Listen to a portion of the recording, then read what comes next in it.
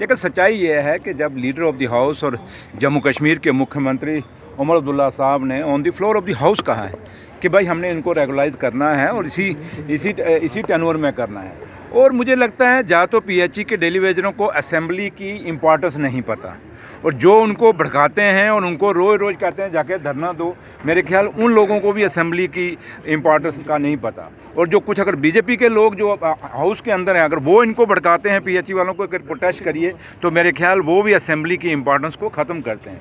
वरना इतिहास ये रहा है कि पार्लियामेंट के अंदर और असेंबली के अंदर जब भी कोई बात लीडर ऑफ द हाउस या चीफ मिनिस्टर या प्राइम मिनिस्टर साहब कहते हैं तो उसको देश और स्टेट मानती है।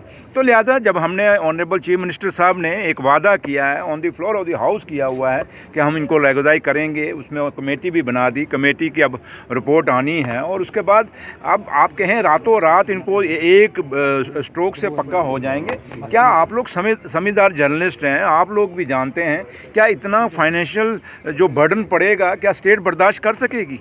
क्या स्टेट ये इतना सैलरी का अभी अगर ये 5,000 करोड़ का स्पेशल असिस्टेंस की अगर हमें दिल्ली की गवर्नमेंट मदद ना करती, तो मुझे नहीं लगता कि ये जो मुलाजिम ऑलरेडी आपके लगे हुए हैं ये इस मार्च की उनको सैलरी मिलती। ये तो आप लोगों को पता है सब कुछ। इसलिए मेरे ख्याल आपको भी कुछ बातें उनको क्लियर करनी चाहिए पीएचई डेली वेजर्स को। और पीएचई के जो डेली वेजर्स हैं उनकी या तो लीडर इमेच्योर है, उन लीडरों को पता ही नहीं है। मैं खुद एक ट्रेड यूनियन लीडर रहा हूँ और नेगोशिएशन जब चलती है तो नेगोशिएशन में बात का हल निकलता है। रोज़ ये प्रोटेस्ट करना, रोज़ आप लोग भी जब सवाल पूछते हो तो मुझे लगता है आप मुद्दा जो इतना बड़ा जेन्युइन मुद्दा है जिनके साथ लाखों फैमिलियाँ जुड़ी हुई हैं, आप उस मुद्दे की इम्पोर्टेंस को ख़त्म करते हैं, उनकी डिमांड की भी इम्पोर्टेंस कम होती है।